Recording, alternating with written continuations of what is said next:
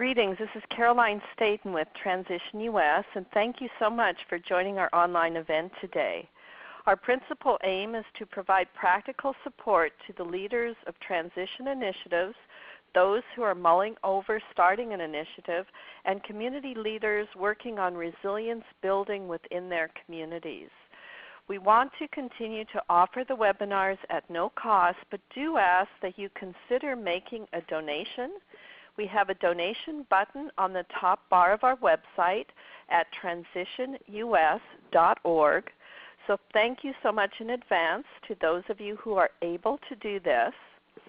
And this is our third teleseminar in a series of 3 that Marco Evangelisti, our guest today, has offered. And recordings of the other 2 are available on our website in our online training archives. Without further ado, I'll introduce Marco and let him carry us away once again with his amazing overview of the whole financial system. And Marco came to the U.S. from Italy as a Fulbright scholar in mathematics and economics at the University of California in Berkeley. And after a stint in the financial industry, Marco worked as a visual artist on a full-time basis for 5 years and obtained an MFA focusing on the intersection between public art and ecology. He later worked for 6 years for Grantham, Mayo, Van Otterloo and Company, managing investment equity portfolios primarily on behalf of large foundations and endowments. And then in April 2009, Marco left the finance industry and has since been instrumental in the formation and development of the Slow Money Northern California chapter, where he currently leads the investor working group. And Marco is currently developing Essential Knowledge for Transition, a curriculum for engaged citizens to understand the money and banking system, the economic system, and the financial system, and the need to transform these. So that's what Marco's talking to us about today. It's the third again in a series from his Essential Knowledge for Transition curriculum. And today's topic is the economic system. And the current economic crisis is a recurring phenomenon of a structurally unstable economic system. This part of the curriculum looks at the current economic crisis in its historical context, how we dealt with the last major crisis in the 1930s, and how we are counterproductively dealing with it now. It explains the essential features of all the system that makes it unstable and destructive of communities and of ecosystems. And we'll then look at the systemic features of a new economic system that would be compatible with long-term health care of ecosystems and communities. Finally, we will explore the path for the current system as one that democratizes and localizes economic activity and anchors wealth and capital formation in the community. Wow. So, Marco, thank you so much for joining us today, and I'll turn it over to you. Well, thank you, Caroline, for the great introduction. And I'm quite thrilled by the opportunity to present to you today, because this really is the culmination of a 2-year project that I assigned myself when I went to transition training, and realized that the movement could benefit from a better understanding of how the economic system actually worked. And the movement had recognized economic instability as one of the problems that communities need to build a resilience response to. So in the process of studying the economic system, I also realized that the money and banking system is what caused our current crisis, and it's very important to understand that and fix it. So that was the topic of the last webinar last month. And since I spent 20 years in finance, I also wanted to show how our investments are creating a lot of the problems we're trying to solve. So that is actually the very first webinar, and you find both of them up on the web. So I want to start with a quote by Abraham Lincoln, and that's on page 2 of the presentation. The dogmas of the quiet past are inadequate to the stormy present. The occasion is piled high with difficulty, and we must rise with the occasion. As our case is new, so we must think anew and act anew. We must disenthrall ourselves, and then we should save our country. And these words could not be more appropriate for our context. And in this presentation, you will probably hear some concepts that might be challenging and somewhat unorthodox. And I'm simply saying we are in a position now where we cannot be afraid of new ideas and to have discussions that go at the root of some of the problems we have. And I would encourage you to review some of the other 2 webinars because they are key to the material I'm presenting, but I don't have time to go back into the material I presented before. And I recognize as I look at the presentation that I have probably enough content for a semester. So trying to do it in an hour is going to be quite a challenge. But on page 3, I'm just going to give you an overview of the ambitious agenda we have. We'll start with the vision for a new economy. In other words, where do we need to go? And then maybe I'll touch very briefly on the money and banking system, and we will look at the economic crisis we're still in and its historical context. And then we'll look at a very important point, which is economic growth. If you listen to the politicians and everybody is talking about we need to grow the economy, but is it really desirable, and what type of economic growth do we need? And this will bring us into the discussion of ecological economics and environmental economics. And I alluded to this in the first part of the very first webinar when I look at the nested hierarchical systems that basically says we're still part of the biosphere, and the biosphere determines the limit of the economic activity and material throughput that we can sustainably carry. And then we basically ask the more fundamental question, which is what is the economy really for? And when we ask that question, we realize that the current economic system is not meeting the purpose of an economy that works for everybody. And so based on the structural design flaws of the current economic system, we can start envisioning a new one that works for everybody. So if you look at slide 4, the main problem we have with the current economic system is that the decision makers are mostly insulated and not bearing the cost and consequences of the decisions they make. And communities, workers, and ecosystems are bearing the cost and consequences, but they're not at the table deciding what happened to them. And I think where we need to go on slide 5 is we need to move towards economic democracy. In other words, the people that are affected by economic decisions need to be at the table. And so if an economic decision has an impact on an ecosystem, on workers, and on communities, the workers and the communities and the representatives for the ecosystems need to be at the table making those decisions. And we'll take a look at how we can move there and what are the examples that we have currently of a systemic alternative to our economic system.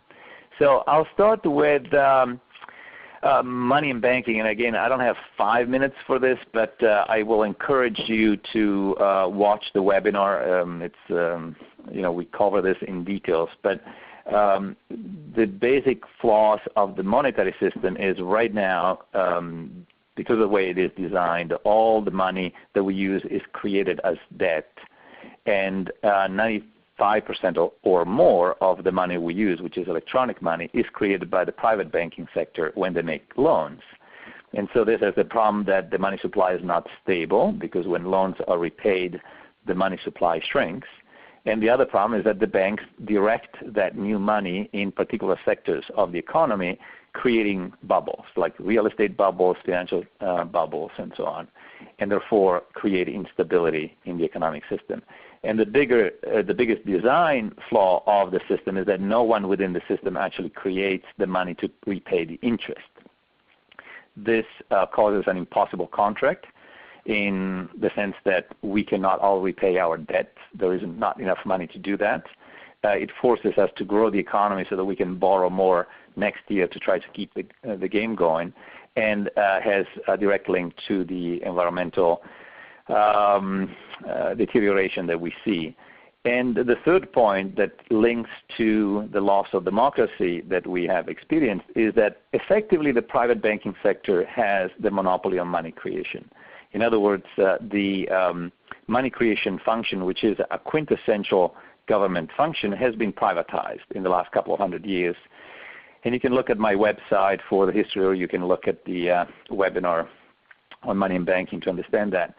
And this is really big because to a certain extent our government has to borrow money, but the private banking sector can create money. And to solve and address all the problems we have, whether it's environmental restoration, fixing our bridges and infrastructure, educating people without saddling them with a lot of debt, taking care of an elderly population, and restoring the natural environment for future generations, all of that will eventually require a massive amount of money coming from the government. And the way to do that is really to allow the government to reclaim the money creation function and create money debt-free and spending it into the economy to fix the things we need to fix. So again, very short overview. Please look at the webinar for more details. But I want now to go into the current economic system and the crisis that we're facing. Now, the historical context is very interesting. If you look at page 8, the economic system delivered an increasing standard of living for Americans for about 150 years. I'm showing here about 90 years of history. But the real wages is basically, real means adjusted for inflation, which is what you can actually buy with your wages. And that has gone up every decade of the last 90 decades, basically, if you look back from 1980. And this is the miracle that brought people from Europe to the United States. And if you want, this is the American exceptionalism. In the next slide, that was really supported by the fact that the worker output also grew. In other words, what a worker was able to produce in an hour in terms of real goods and services also went up. And this was basically the miracle of productivity, and was due to education of the masses and technological advancements. But what has happened is that since, if you look at the next page, in the last 40 years, those two lines departed. In other words, the yellow line is the productivity kept rising. In other words, what workers were able to do in an hour of work was more and more, and yet their real wages stagnated. They did not get a fair share of that productivity. It all basically accrued to capital. In other words, in the economy there is a division between what labor receives of the economic benefits and what capital receives. And so what happened in the last 40 years is that all the benefits of that rising productivity went to capital and not to labor. And so the real wages have been stagnant in the last 40 years. And I want to look at two periods of time from 1949 to 1979, when those two lines were moving up roughly at the same pace, and then the period from 79 to more recently 2007. And so what happened in those two periods of time, if you look at page 12, is that the real family income by quintile simply means you divide the population in 5 buckets.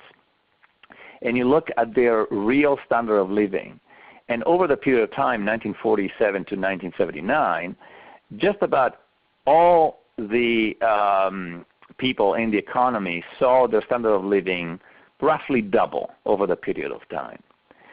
But you see, over the period 1979 on slide 13, the second period, when all the productivity gains went to capital and not to labor, what happened is that the middle class, in fact, the bottom 80% of the population saw a very minor increase in their standard of living, while the top 20% captured most of it. In fact, if you break that down into the top 10% and 5% and 1%, you can see that the very rich capture most of the benefits of economic growth.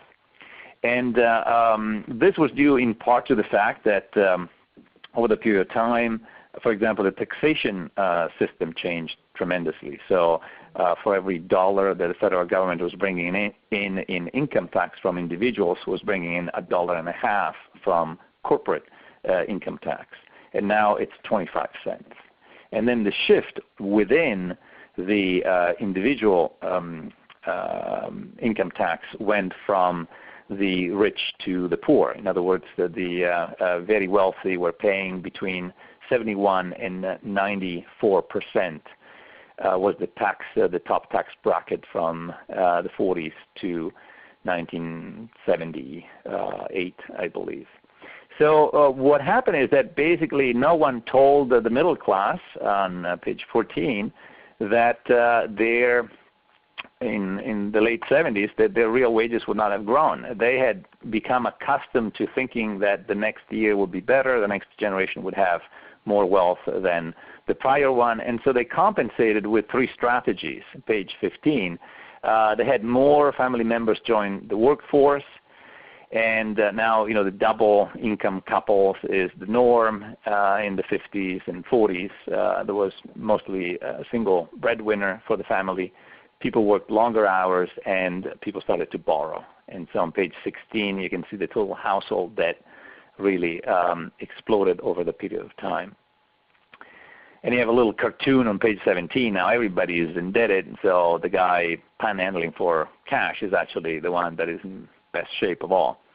And what happened to the employers and the people that are very wealthy, we have already seen. That's page 19, the corporate profits really exploded because if you pay the workers the same amount in real terms, but you get larger and larger productivity out of their hours, then of course corporate profits have gone up a lot. And the other thing that has gone up a lot is page 20, the ratio of what CEO got paid versus the average workers. So in the 70s was about 20 to 1. Now it's more around 200 to 400 to 1, depending on how you count it. And this page 21 had a dramatic impact on the distribution of household income. And you can see again on page 21, the left panel, the bottom four lines basically barely moved, and the yellow is the top 20% of the population. And then you separate out of that the top 1%, and that's really where the largest increases in household income have occurred. And so how did we deal with the crisis, page 22, last time? FDR was elected as a moderate Democrat on a balanced budget platform, and then the crisis really intensified, and so they created Social Security, saying everybody that is old will receive a check from the government until they die. There was unemployment insurance. The federal government actually hired 12.5 million people to do all the things we needed to do. So they built the post offices, the freeways, the bridges, a lot of the buildings, parks, and so on. And remember, the way this was financed was primarily by taxing the very wealthy. The marginal tax rate, the top marginal tax rate was 94% at the time. So, above $35,000, which is the equivalent of, actually $25,000, which is the equivalent of $350,000 in today's dollar. The tax rate was 94%. So you would retain 6 cents, and 94 would be given in taxes, and they would fund all these programs. And the way we are actually dealing with it now, oh, by the way, on page 23, we also put the Banking Act, the Glass-Steagall Act, that ensured financial stability in the banking and financial sector for 50 years until Bill Clinton basically signed the end of Glass-Steagall, and within 10 years we had the big financial crisis. We had the Securities Act, 1933, and so on. So stricter regulations, massive government spending, and the safety nets, Social Security and unemployment benefits, that's what we did then. Now, right now, page 24, we have a completely different approach. We're doing exactly the wrong thing. We have the sequester, the automatic cuts in government spending. We're thinking about cutting postal office services and employees, proposing cuts in Social Security like the chain CPI. We just cut SNAP, the food stamps. We're reducing pension benefits. In other words, we're doing exactly the opposite of what we did then. And if you go back to the basic understanding of the economic system, and again, I will take a different perspective, but let's talk about the GDP because that's the measure of whether the economy is growing or not. And the GDP has basically four components. C is consumer spending, B is the investments that businesses make, G is government spending, and X minus I is basically the net exports to the rest of the world, so exports minus imports. And in our economy, C is about 70%. In other words, the consumer spending is the bulk of the GDP. Business investing is there when the economy grows, but right now it's not there or is very limited. And the government spending is all the services and the pensions and transfer of benefits that the government engages in. And so if you look at this particular equation, you understand why we're going to be in this slump for quite a bit of time, because the consumer has ran out of ammunition. Usually the consumption in the past was based on the income, but we've seen those incomes have stagnated for the last 40 years on average, right? The real income have remained flat.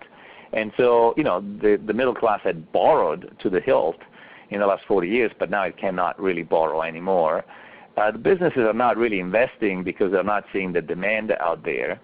And in fact, I have one of the videos that I shared in the registration page on the web is a talk by Nick Hanauer that says rich people do not create jobs. It's really the middle class and the people spending that create the demand for additional jobs and investments. And so the government is the only entity in this picture that can really step in and support aggregate demand, that can support the growth in the economy. And later on we'll basically deconstruct growth and figure out that it's actually not that great for us. So that's where we are. We are in a situation where the only entity that can really get us out of this pickle, and John Maynard Keynes talked about that in the 30s, is like you get to a place where the rational behavior of individuals and businesses is to contract their expenditure and cut costs. And in aggregate, the aggregate result of that is a spiral that takes you down, because obviously as consumers retrench, businesses also have to cut jobs and services, and that affects the aggregate income in the economy and so on. And so to break that cycle, you really have the government spending. And all the debate about, that the government is borrowing too much and we're going to get in trouble and so on, are really debunked by the fact that, yes, we can simply have the government issue its own money without borrowing it. Why should the government borrow its own money supply from those to whom it ceded the power to create it? And that's basically the talk I gave last time. But I want to touch upon briefly the debate about the economic growth and the growth imperative. It seems like growth is seen, economic growth, as an essential way to benefit the economy and the society at large. But some of you in the transition movement understand that no, we can't grow this thing forever. In fact, we probably have to go into a degrowth environment, and energy is not going to be available and plentiful and so on. So what I want to do simply is page 29, highlight the fact that economic growth is A, not needed, and right now it's actually counterproductive. And I start with this claim that we do not have an economic problem in this country, and this is what Gar Alterowitz uses sometimes.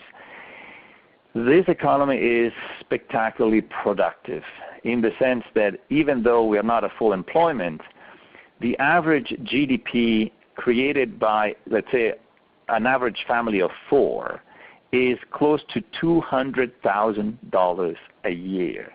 We are currently producing about $50,000 worth of GDP per person. So for a family of 4 is $200,000, which means that we don't have an economic problem. We have a distribution problem. A lot of that economic growth and economic activity gets captured by a smaller and smaller percentage of the population. And that's, in fact, what has been shown by a recent study, and I just summarized the results on page 30 by Manuel Saez and Thomas Piketty, two professors, one in Berkeley and one in Paris. And what they looked at is basically they looked at the economic expansions, the 3 most recent ones. And, if theoretically, I mean, they say that the GDP has not stopped contracting, in fact, started expanding in the middle of 2009 until now. But so basically what they asked is that, okay, of that growth in the economy, who benefit from it? Who got it, in terms of income and increase in wealth? And if you look at the chart on page 30, what you see is that during the Clinton expansion of 93 to 2000, the benefits of that growth was split 50-50 between the 1% and the 99%. So the 50-50 is not quite fair, right? But it was basically 50% was captured by the 1%, and the other 50% was captured by the bottom, 99% of the population. In the Bush years, it was basically 1/3 was captured by the 99%, and the top 1% captured just about 2/3 of that. And since 2009, we have 95% of the economic growth has been captured by the 1%. The 99% really got basically nothing. And so when we're talking about economic growth as this panacea for the problems we have, we're not paying attention to who captures the benefits of economic growth. And right now, it's not affecting most of the people. And in fact, because we're using natural resources and energy and create pollution and so on, right now we have a disutility of growth overall. We don't need growth. We actually need a better distribution of the wealth we all generate. And so I'm just going to maybe open up very quickly for clarifying questions at this point, and then I'm going to touch very briefly on ecological economics and environmental economics. So does anybody have a hopefully quick question for me? So press 1 on your keypad if you do, and we'll call on you. Marco, it might be that everyone's following along. Oh, here, Patrick. Quick question? Yeah, I was just wondering where the statistics come from for how much money you said each household is generating for each person. Oh, that is right. So the GDP statistics are widely published. I mean, you can go on the the GDP per person is a very common statistic. You can find it on Wikipedia. You can that's like the easiest. You can go to the CIA fact book. I mean, it's like you can just go to Wikipedia. I mean, that is actually the most common number. We know what the GDP of the United States is. You can divide by the population, so you have a GDP per person. So I think in 2012 was 48,500 and something. But that's an easy statistic to get hold of. Okay, thank you. And that was it, Marco. So back to the Okay, great. So let me move on, and I know it's a lot of material, but I simply want to mention that the way we've been looking at the economy so far is according to the model of neoclassical economics, which basically says individuals are utility maximizer. The more stuff you give them, the happier they are, and yes, they're constrained by their income. And then you have the other entities that are basically the corporations that are maximizing profits, constrained by cost. And if you just let them rip and let the market decide what's happening, you have this nirvana equilibrium and everybody will be happy. That is the neoclassical economics. We are actually seeing that, well, how about pollution? How about natural capital that we don't have to pay for? So environmental economics is one that recognizes that, wait a second, the market doesn't see the natural capital that nature is providing for free, right? The forest is not charging us for the wood. We can just go and get it, or for the water. And we don't pay for pollution mostly. We can put CO2 in the atmosphere and somebody else will have to deal with it. And so environmental economics, and I talked about this a little bit in the very first webinar, so I don't want to spend too much time on it. But environmental economics is basically trying to quantify in dollar terms the unpriced natural capital and the cost of pollution, and then applies, again, the same mechanisms of the market to decide what is the best allocation of resources. And so you have concepts like the optimal level of pollution, the socially optimal level of pollution, which is really a nonsense if you think about that. But they basically quantify everything in terms of money and then let the market decide. But if you remember the first part, or you might want to review that, slide 38, I talked about the fact that at the end of the day, the biosphere is the large system that imposes limits on whatever we do as humans, so on our social systems, but specifically on the economic system. So if you look at page 39, this is the perspective of ecological economics. It basically says the material throughput of our economy, meaning the things we need as input and the amount of pollution we spit out at the end, has to be limited by the carrying capacity of the ecosystem and its absorptive capacity, the capacity of the ecosystem to absorb a certain amount of waste and metabolize it so that it does not is not damaging to humans or other species and does not deteriorate the functionality of the ecosystem. And that basically says that limits the amount of material throughput that the economy can generate. So that's a completely different perspective. And again, I recognize that a lot of these concepts would require their own webinar. But what I want to do is go now to the question of what is the economy for, to page 40. And maybe we'll step back and say, where does eco come from in terms of its etymological root? And eco comes from oikos, which is a Greek name that means house, household, or family.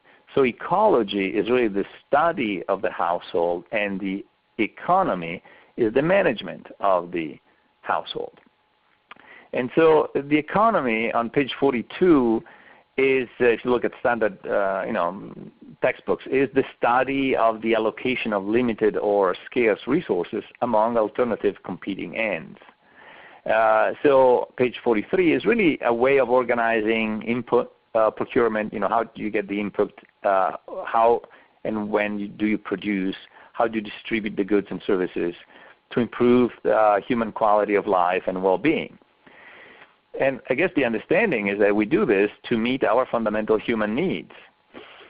And so maybe what would make sense is understand what are the fundamental human needs we have, right? So that's on page 44, where we have psychological need, right? Physiological. We need clean air, clean water, and nourishing food and sleep. So that's basic. And then we need safety, and then we need health, a sense of belonging, meaningful participation, and a sense of contribution to society, and self-actualization and expression.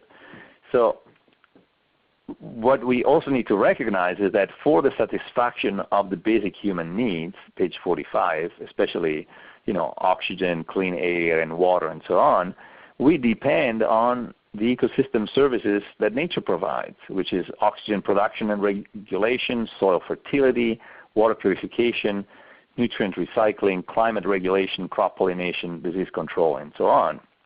And so I would propose on page 46 that what the economy should be for is meeting fundamental human needs of everyone in society while preserving the integrity of the ecosystems on whose wealth our own survival and that of future generation depends. So if we agree that an economic system needs to deliver this, that this is the reason why we engage in all the activities and all the production and distribution of goods and so on, then what we recognize pretty soon is that the current system we have is not doing that. And I want to use a quote by Klaus Schwab on page 47. This is one of the very wealthy industrialists that founded the World Economic Forum in Davos, Switzerland. And if you have $40,000 to sign up for it, you can attend the next one, although I believe it's still invitation only. So money might not be enough. But if you are very wealthy and you have a really big business, or you are a head of state or some sort of big mucky-muck with $40,000 to spend, you can actually go to the World Economic Forum or be invited to it. And he actually opened the 2012 World Economic Forum in Davos in Switzerland last year, actually 2 years ago in 2012, by saying capitalism in its current form no longer fits the world around us. And this is a very interesting opening sentence from someone who is obviously one of the top, if you want, the most successful capitalists out there. And so what I've been doing the last couple of years is trying to understand what are the structural problems of this economic system that has a name, and it's called capitalism. So it's on page 48. And this is just a very quick summary of an article that I posted, and it's one of your links in the sign-up page, is Our Current Economic System and the Next, if you want to get a little bit more into details. But from what I can understand, the key problems with capitalism are the commodification of nature and labor. In other words, nature is a commodity. We can just take it and sell it for what is worth on the commodity market, and the same happens with labor. So we have a labor market, and the time of people is bought and sold based on supply and demand considerations.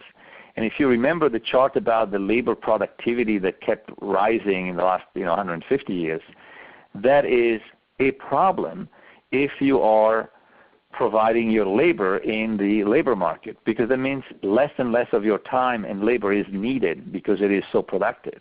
And so because of that, a lot of people are unemployed, or the type of jobs that they can get are paying less and less in real terms. And then there are other things, like fundamental needs are denied based on affordability, right? If you cannot afford health care, you're going to be sick. If you cannot afford food, you're going to go hungry, like the 40 million Americans that are food insecure. There's also a trend towards larger economic entities. And the last 3 slides in your presentation will show you a couple of examples in a couple of industries. And so when you have larger entities, they have more political power, and they destroy the competition, which is at the core of that idea of the invisible hand that makes everything work, because people are competing to provide what people really want. There is also the issue of concentration of economic power and loss of competition. The profit motive takes precedence over life, and you can see that in many examples, including the healthcare system. If you think about the fact that the mostly for-profit healthcare system we have in the United States is much more expensive than in other countries, delivers not great results. I think we're 23 among the industrialized countries in terms of health outcomes, and yet it's so expensive that many people cannot afford it, and it was estimated that 45,000 people a year die because they don't have access to health care.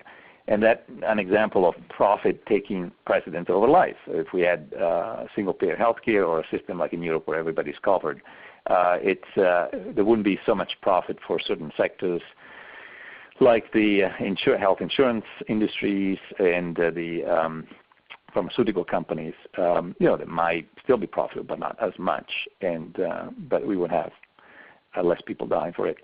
And the reliance on markets tends to lead to exploitation of externalities. In other words, you exploit the things that you don't have to pay for. Think about pollution and other things. And there is this internal contradiction of labor seen as cost, right? So if you are a company, a business, labor is a cost for you, and so the less you pay labor, the more profitable you are, and yet the labor income at the end of the day provides the aggregate demand to buy the products that the businesses produce. And so you have this dichotomy, and labor on one side is a cost, on the other hand is what provides the demand for the things you produce. And finally, the decision makers are insulated from the impact of a lot of the decisions that people have to bear the consequences of. And so on page 49, the problems we have is it's an unstable system. It concentrates wealth and power. There's a tendency towards larger entities and reduced competition.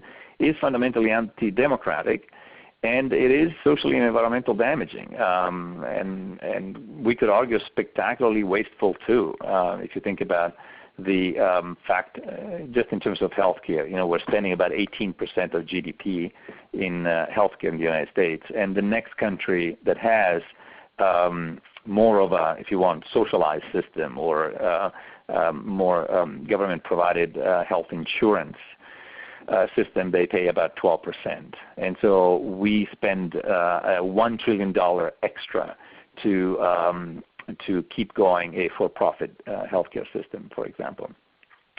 So there are attempts at fixing it. Page 50, we tried with regulation. There's some shareholder activism. There's the idea of conscious capitalism and triple bottom line, although, when there is a trade-off between profit, planet, and people, sometimes, profit is not the one to go. It's the other two guys. But it's an attempt at getting there. So now I want to go into more the blue sky discussion and say, if those are the issues, the fundamental design flaws of this economic system that we see, and you can see the effects of it just about on any aspect of our society, the educational system, the healthcare, the private prison system, the militarization of just about everything, and how much money there is to be made in engaging in wars and so on. So what is the alternative? What would an alternative economic system look like? And this is just my take, so we could have a discussion. In fact, we should have a discussion, and I would invite you to have a discussion with your neighbors and with your friends about, if we were to redesign this economic system, what would we do? And I would start from the desired characteristics of an economy, right? If we said the economy should be really meeting the fundamental human needs of everyone in society while preserving the integrity of the ecosystems on whose health and our own survival depends, how would we do that? So, we would have various categories to think about. Human needs and labor, the role of the private sector, the role of the public and nonprofit sector. How do we treat nature and property rights? What is the proper role of the market? And, probably the direction we need to look at is decentralization and look at the issues of size and decision making. So I'll just give you a little taste of that, and then we'll open up for questions and see where we go. When you think about human needs and labor, page 52, I think that basic human needs could be met by a national dividend. In other words, once you watch the webinar on money and banking and recognize that the government could actually reclaim the sovereign power to create its own money and do that debt-free, it could decide that that money it creates debt-free, part of that could go towards a national dividend where everybody receives something to just meet the basic needs of food and shelter, let's say. And if you think about a GDP that creates about 50,000 per person right now, you could say, how about 10 or 12,000 a year, is what everybody gets. So you don't have to worry about people starving on the street or being homeless. Then, the issue of, labor productivity and free time, right? I mean, the fact that we become so productive in the last, 50 years should have translated in more free time. And in fact, what translated into is much lower wages because there is an oversupply of labor, and so everybody has to work even longer hours to just meet their basic needs. And so we could structure the economy in a way that people would have more free time and choose to work and do maybe more meaningful work as opposed to only the work that is offered right now by enterprises. And so another idea is have the government be the employer of last resort, which is what we did in the 30s. In other words, if the for-profit sector, and there is a role for the for-profit sector, of course, is not willing or able to employ the people that want to work, then the government will become the employer of last resort. And again, how do you finance those expenditures is by creating the sovereign money that is then spent to hire these people. And we can do, fix the 70,000 structurally deficient bridges. We can increase education so that we don't have to charge students a fortune for them to get educated, and so on. I mean, you can imagine, restoration of habitats and so on and so forth. And a couple of examples of that, of economic systems that focus on the human needs and labor, is the Mondragon Cooperative Corporation in Mondragon in Spain, and the Cleveland model. And unfortunately, I don't have a lot of time to talk about those, but I just want to show you in the last a couple of slides what happens if the decision-making structure changes within a corporation. So if you look at page 53, a typical large corporation has a lot of shareholders, a lot of owners if you want, and a lot of workers, but the decision makers are usually the major shareholders, the board of directors, and the CEO and key executives. So it's really a tiny percentage of shareholders and workers. On page 54, the way it works is that major shareholders usually select the board of directors, and the board of directors hires and fires the CEO, and then the CEO picks up the key executives. So that's kind of the chain of decision making. In a worker self-directed enterprise, like for example a worker-owned cooperatives, the workers are the owners, and so yes, you still have maybe a CEO and key executives running the place, and you probably have a board of directors. Some of the members might be outside the company, but the selection process now is the workers are selecting the board of directors. Page 56. That's what's happening, by the way, in all the Mondragon cooperatives. So the workers are picking the board of directors because they are all the owners. And then the board of directors hires and fires the CEO. And so if you contrast the type of decisions that are made on page 57 by large capitalist corporation with the very concentrated decision makers and that of the worker self-directed enterprises, what you see, for example, the ratio of the CEO pay to average workers in the United States, I think 2 years ago was 380 to 1. And in the Mondragon cooperatives, the ratio is 6 to 1. In other words, people recognize, even in those cooperatives, that the people that need to run need to have specific skills and need to be paid more, but there's a limit. And so the maximum ratio between the highest paid and the lowest paid worker in the Mondragon cooperatives is 6 to 1. And then you can also think about the allocation of profits, right? Right now, allocation of profits in major corporations are either distributed to the shareholders or are held in cash. Right now, corporations are holding on to $1.7 trillion worth of cash because they don't see the reason to invest and expand their production, given the fact that no one can afford to buy a lot of their products. In the Mondragon cooperatives, for example, the decision that was made about the profits is as follows. 10% goes to a fund run by the Mondragon Cooperative Corporation that helps other cooperatives if they get in trouble or help them get started with new capital. 45% are reinvested in the business to improve equipment and so on, and 45% goes to the pension plan of the workers. So, it's a different way of making decisions. And you can think about issues like the use of toxic material, unsafe working condition, or the decision to move the factory to China. Obviously, the worker owners would have a completely different way of solving those decisions or making those decisions, which right now in a classic for-profit corporation would be done to maximize profits. So the role of the private business in in the new economic system could be captured by something called the prototype framework. Is a group of accountants that basically said, I think the way we keep score is destroying the environment. We really need to pay attention to other things. And so they proposed this way of looking at a business and say the value added of the business is not just measured based on the profit it generates, but also its impact on the human capital.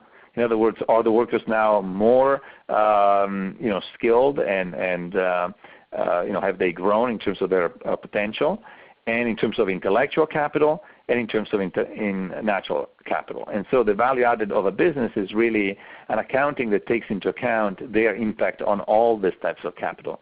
And by the way, this would be really illegal in most corporations in the United States, because the C corporation mandates that the company operates to maximize shareholder profits. And so, only the financial capital is the one that people can pay attention to. And the role of the public and nonprofit sector against the government as the employer of last resort, having public work programs. And I think this was even suggested by a very conservative laissez-faire economist, Henry C. Simon, the founder of the Chicago School, which is very conservative and kind of a free market school in the United States, and the founder, and Henry C. Simon said, when companies get too big, they need to be nationalized, otherwise the competition will be destroyed. And so at this point, I think we need to consider nationalizing, the big banks, and turn them into utilities that are operating for the interest of people as a whole. And do that for all key infrastructure things like physical and social. And to a certain extent, that's how the railroads were at a certain point nationalized, when you have the railroad barons basically squeezing everybody to death with extracting too much rent for the use of the railroad, that the economy was really collapsing. And so for key infrastructure, maybe they need to be run as utilities and run for the interest of people as a whole. So I recognize that I've talked for a long time. I just want to maybe mention the last thing, and this may be again a little bit new as a concept. Page 60. Natural ecosystems are really endowments from present and future generations for current species, the human species, but also other species on the planet. And so the idea that you could have a property right arrangement where if you own a forest or an intact ecosystem, you can just cut it down and sell it as a commodity and benefit from it. That is, if you think about that, a massive wealth transfer from future generations to this one, because that ecosystem would have provided services for many, many generations to come. And so I think if we need to go to sustainability and trying to maintain the ecosystems and their vitality, we need to think about what property rights can we have, and in terms of land and ecosystems, and maybe those cannot allow the owner to destroy them. I mean, it's probably not something that is fair, given the fact that those ecosystems were built over thousands of years and millions of years of evolution. And who are we in this particular generation, or just a few people, to say, okay, we'll take it all now, and future generation won't have it. And so the idea, there are some examples, land trust and stewardship models, restriction on property rights, and that has land and ecosystems. And the other ideas is, the movement for the rights of nature is another interesting thing. But I talked long enough. I just want to point to slide 63, which is really where we started, which is at the end of the day, we need to have a economic democracy where the people that are affected by economic decisions need to be at the table. And I would just open up for questions at this point and see if anybody has questions or comments. Christopher Bergstrom? Hello from Torrance, California, and thank you for this great presentation. in the interim, before we have an improved, say, local banking system or improved economic system, are there things that as individuals we can do to not contribute to the problem? For example, when faced with the task of buying a car, is it better to try and save first rather than take out a loan to make those purchases? Or are those kind of individual actions, you think, Marco, pretty much irrelevant? Or do you encourage people to try and work against the current system just within our abilities right now? Well, no, individual action is all we have. And in other words, trying to make some change in Washington, I mean, it's not going to happen. We have to take personal responsibility and start organizing and build a movement. And I'm saying, if you think about what's happening right now in terms of, for example, the marriage equality, right, and the gay rights, no politician or, I don't want to say no politician, but, the leadership is not coming from Washington. It's coming from the people that are starting to organize and demand things. So it's all about individual choices. And I would say a couple of things you can do, and I mentioned those in the other webinar. One is move your money from the large banks to the small regional banks and credit unions, because they are doing most of the loans to local businesses. So that's one first step. The other one is, consider the possibility of buying a used car instead of a new one, because when you buy a new car, you're creating the demand for, the material that went into that car and keep the growth going. I see the use of credit as positive in certain things. I mean, it's like if you need a car to go to a job, then you cannot wait to have saved enough to buy a car before you, get to your job, right? I mean, so the credit has a function in society, and I would say, get it from local banks or local credit unions. And the other one is support worker-owned cooperatives or social enterprises. Find out if you can do local import substitution. If you're buying something like either food or vegetables, can you buy it from a local farm? Can you sign up for a CSA? In other words, the idea is that trying to relocalize as much as possible of our economic and financial activities. If you have investments in Wall Street, consider moving some of that money locally and engage with a slow money group or a local investing group. So it's all about the individuals. And what happens is that as more individuals act with their personal choices, you are building a movement and the power to shift things. And this is a little bit if you think about that, I mean, Walmart has organic. It's the largest seller of organic produce, right? I mean, I'm not a fan of Walmart, but I'm saying the preferences expressed by individuals and their choices to, buy organic cause changes in a company that would not have taken the lead to go in that direction. So personal choices are really what we're left with mostly now. Thank you. Kimberly, go ahead. Oh, hi.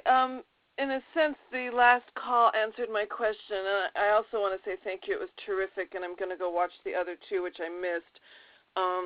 But I think the issue I see is just that people are used to having an expert who sort of learns everything about an area and guides the ship, and they don't feel they have the time. Least of economics really puts people off, I guess, math, science. And so I don't know. I just wondered if you had any thoughts about conveying the message to people and making it accessible to them. Well, that's exactly why I am looking at the large system and trying to explain them in layman's term, because I think we need to understand how they work. And to a certain extent, because they've been made so complicated and the lingo has been so specialized, this allowed a small elite to have access to privileged information and to make decisions that affect us without us really knowing. And so I think that's the reason why I developed this program, why I have these 3 webinars, and I'm quite excited that now will be up on the web.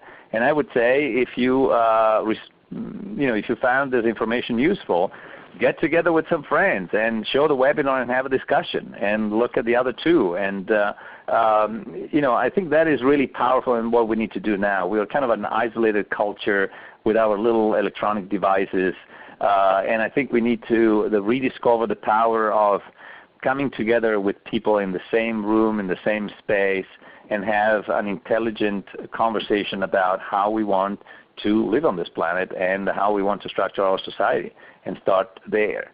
And so hopefully these 3 resources that will be available, the recording of the 3 webinars would be something that can be used as a starting point for a deeper discussion with your neighbors and your friends about these issues. And Marco, it might be a good time to remind people of your website, which is loaded with additional resources. So can you give us that your website address? Yeah, the website is ek4t.com. Stands for Essential Knowledge for Transition, and you can find information there. Also, the archive page on the Transition US under Training will have a number of the resources that I shared this time. Those can also be used to learn more about it. So ek4t.com, number 4. And Sherry, we'll go to you next. Oh, hello, Marcos. It's Sherry Heinrichs. I wanted to address something that was brought up. There are multiple ways of not doing business with the big banks, which you addressed. And one of the things I work with is showing people how to be their own bank, so that their money, although they're working with a credit union or whatever for the regular checking and such, what they can do is use their own assets to purchase a vehicle or, say, stock in slow money projects and such, and pay themselves back at interest, growing their assets instead of sending that money out to the financial industry. And this allows people to have a lower debt and lower taxes. So there are things that are available out there, and there are mutual companies that work for the people and not for the big business. So I'd like to talk to you about that more, off this call. All right, sounds good. Yeah. You can contact me at info@ek4t.com. So if you want to contact me. Thank you. And Janice Lynn, go ahead. Hi, I'm in Fort Collins, and I'm part of a thing called the Colorado Community Rights Network, which is doing something that's kind of parallel to what you're talking about in terms of trying to get legislation that will actually help us have community rights, including rights of nature. We're trying to address the huge fracking problem that we have along the Front Range of Colorado that is polluting like crazy. And so I just would like to know what your take. Have you heard of the Community Environmental Legal Defense Fund, the Community Rights Movement, and what your take is on that? I love Tom Lindsay and Marty Margill. I mean, they are my personal heroes. I took the very first democracy school that was taught in California by Tom Lindsay of the Community Environmental Legal Defense Fund. Yes, this is a grassroots movement to drive community rights and rights of nature into local ordinances and local constitutions, which is the only avenue we have left now to try to defend our self-determination as individuals and as communities. So I am a big fan of the work of the Community Environmental Legal Defense Fund. Everybody should check out CELDF.org and learn more about it, because the way the whole legal system is set up is primarily to protect property rights and to preempt decision-making and self-determination by communities. So one could argue that sustainability is almost illegal in this country, because if it interferes with the potential profits of corporations that have a legal use permit to do, whether it's fracking or water withdrawal or so on, communities affected can simply not say no. They are preempted by state laws or by the Commerce Clause of the Constitution. So eventually what we have to do is we'll have to rewrite those constitutions, and we'll start from the local ones, which are the things that communities are doing to protect their rights to say no to things that are damaging to their health and their ecosystems. Well, I'd just like to add that we are doing a ballot initiative for 2014. If it doesn't pass, we'll go for 2016 in Colorado to change the Constitution to deal with preemption. So I want people to know that. Right. Yeah, in fact, Colorado is at the forefront with Pennsylvania to organize at the state level for that. So that's great. You guys are doing really pioneering work. Thank you so much. We're going to wrap it up now. I want to just really thank you so much, Marco, for these 3 in-depth teleseminars that you've offered, and all of your knowledge. I know that we're just scratching the surface, and hope you come back and deliver some future chapters for us as your thinking continues, in various directions. And thank you to all of our wonderful participants today and the great questions. So, Marco, any final comment from you? I would say the most important thing is to build a study group or an action group. So get together with some friends, share the information, and then pick a topic and explore it and figure out how you can apply it or do something about it. In other words, I think that's what happened during the women's liberation movement. I mean, somebody said, the power comes out of a group of 6 people, 5 or 6 people supporting each other, learning and taking action. So it's really time to reconnect, leave maybe the electronic devices behind, and start meeting more face-to-face to figure out how to solve the many problems we have. And that brings me back to the transition movement, to sort of the first step is to organize on that smallest scale with people that are interested, and yes, invite them to your home. Watch one of these teleseminars that are recorded, bring some food and have some good discussion, and really see what you might want to create in your locales. So lots of more resources on our website at transitionus.org.